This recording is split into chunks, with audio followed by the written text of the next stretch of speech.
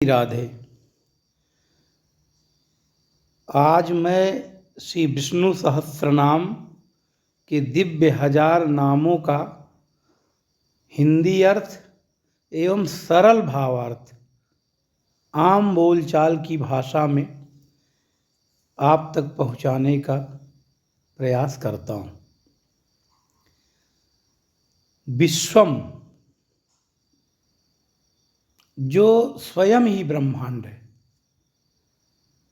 अर्थात ये चराचर जगत जहाँ तक आपकी दृष्टि पहुँच रही है, लौकिक चक्षु अर्थात जो अपने चर्म चक्षु से जहाँ तक देख सक रहे हैं, उतना ही नहीं, पश्चात ज्ञान चक्षु से जितना देख सकते हैं, अर्थात मन से जितनी कल्पना कर सकते हैं इस संसार की, उससे भी इतर शास्त्र वेदों में जिस ब्रह्मांड का वर्णन है, वो स्वयं भगवान विष्णु, जिनकी हम विष्णु सहस्त्रनाम के स्तोत्र से आराधना करते हैं। अर्थात ये बड़े बड़े वृक्ष हजारों लाखों किलोमीटर की सड़कें, हजारों योजन लाखों योजन समुद्र, सारा संसार, बड़े बड़े पहाड़, बड़ी बड़ी नदियाँ, ये सब केवल भगवान विष्णु के स्वरूप।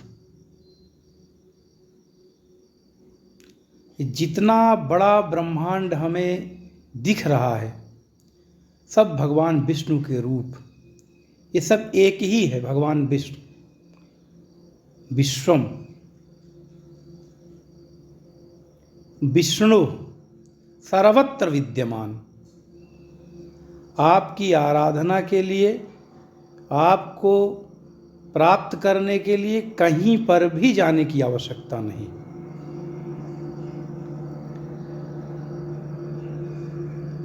आप सर्वत्र विद्यमान हैं।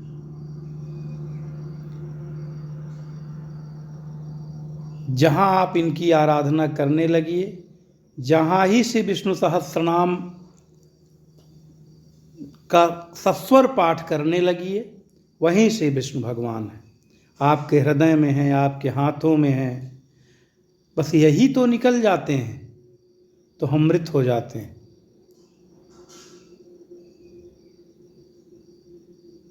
आपके आँखों में हैं, आपके सिर में हैं, आपके घर में है, आपके अगल बगल दाएं। कभी अकेला महसूस मत कीजिए। सर्वत्र भगवान विष्णु का आभास कीजिए और उनकी आराधना करते रहिए। आपकी सहायता के लिए इनको कहीं आने की आवश्यकता नहीं है। ये आपके शरीर में ही विद्यमान है और छाए की तरह आपके साथ चलते हैं। इसलिए इनकी आराधना के लिए कहीं और देखकर आराधना करने की आवश्यकता नहीं है। लेट कर, चलते चलते, अच्छे आसन पर बैठकर, स्नान करते समय, बिना स्नान किए, शुद्ध शुद्ध किसी भी अवस्था में बस इनका नाम लेते रहिए, क्योंकि ये तो आपके साथ भी हैं। जब शुद्ध हैं आप, तब भी आपके साथ हैं, अशुद्ध हैं तब भी आपके साथ हैं, चल रहे हैं तब भी आपके साथ हैं, सो रहे हैं तब भी आपके साथ हैं, बैठे हैं तब भी आपके साथ हैं, लेटे हैं तब भी आपके साथ। विष्णु सर्वत्र विद्यमान। विष्णु का अर्थ है सर्वत्र विद्यमान।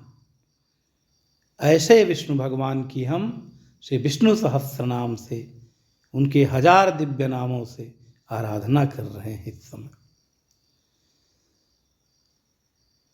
वखटकारः, जिसका यज्ञ में आह्वान किया जाता है, अर्थात भगवान विष्णु के बिना कोई यज्ञ संपन्न नहीं होती।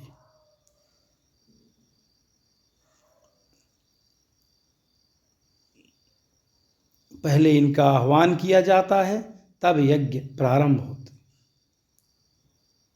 या संसार की ऐसी कोई पूजा नहीं बनी है जो बिना भगवान विष्णु के संपन्न हो सके, बिना इनकी आराधना के संपन्न हो सके।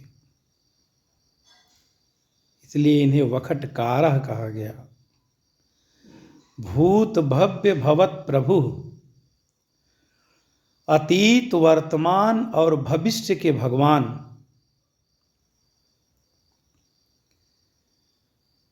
अतीत जो बीत चुका है उसमें भी भगवान विद्यमान थे, वर्तमान जो चल रहा है इसमें भी भगवान उपस्थित हैं और भविष्य में ही भगवान रहेंगे।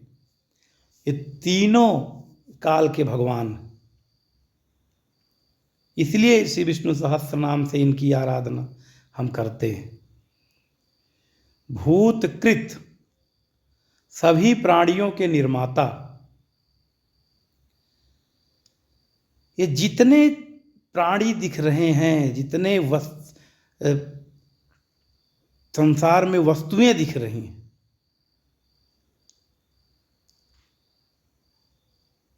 वृक्ष हो, नदी, पहाड़, पौधे, मनुष्य, कुत्ते, बिल्ली, सिंह, चीते, पक्षी। कभी कभी पक्षियों को देखने लगिए तो एक से एक कलर के पक्षी दिखते हैं। मोर, गाय, भैंस, बकरी, भेड़, न जाने कितने जीव। ये सब भूतकृत यानी भगवान विष्णु के ही बनाए हुए हैं। सभी प्राणियों के निर्माता ब्रह्मा, महेश, समस्त देवता, सभी ग्रह, सभी नक्षत्र, समय, सूर्य, चंद्र,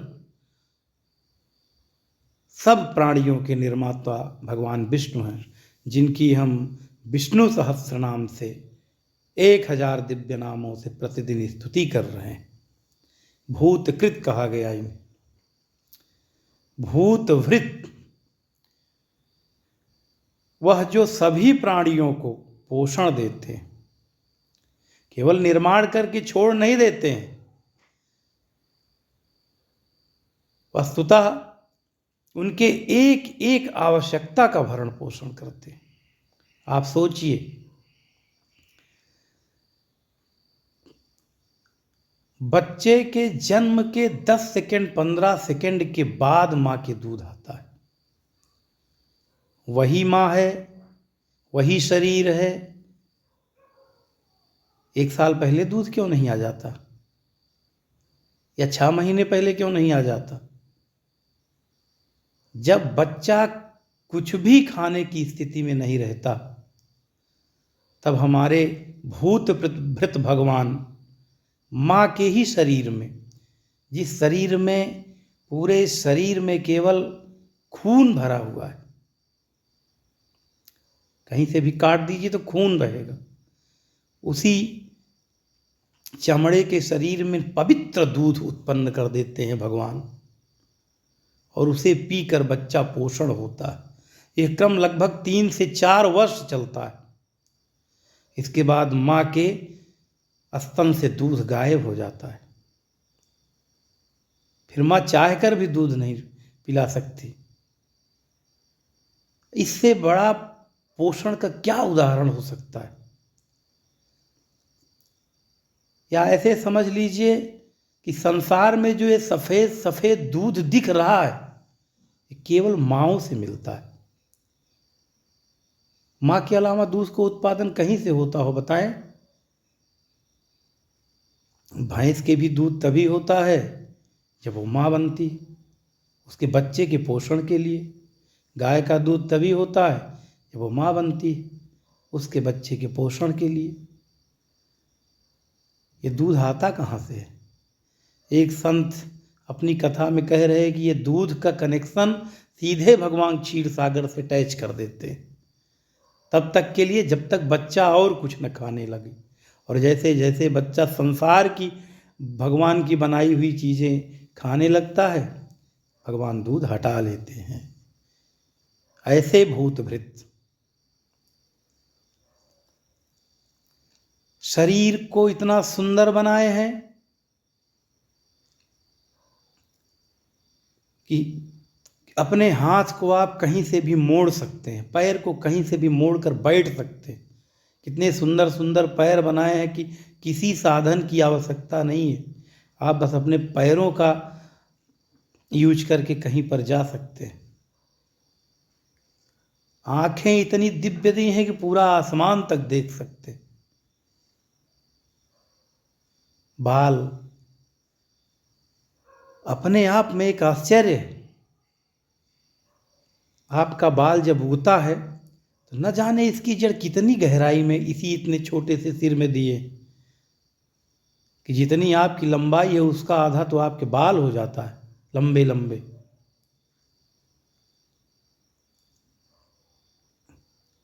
आखिर ये बाल आता कहाँ से है? कौन सी इंजीनियर ने इसका निर्माण किया है? हाथ, पैर, आँख, एक एक पूरे शरीर में आश्चर्य करने वाली चीज़ें लगी हुई हैं। ये सब भगवान की कृपा है, इसीलिए इन्हें भूतभृत कहा गया। हमसे अधिक ताकतवर तो इन्होंने पक्षियों को बनाया है जो उड़ जाती हैं हजारों किलोमीटर। छिपकली को बनाया, छिपकली दीवार में चिपक जाती है।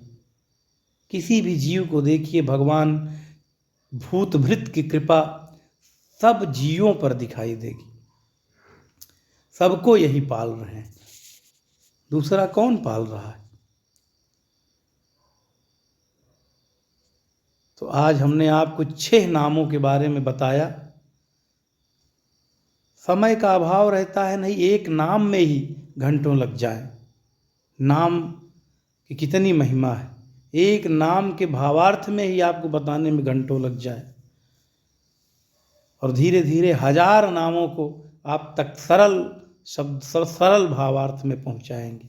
ऐसे भूतभृत, ऐसे विश्वम विष्णु वकटकारः भूत भव्य भवत प्रभु भूतकृत भूतभृत भगवान की हम सहस्र नामों से आराधना कर रहे हैं। आप भी अधिक से अधिक आराधना करें और हमको भी करने दें। जय श्री राधे।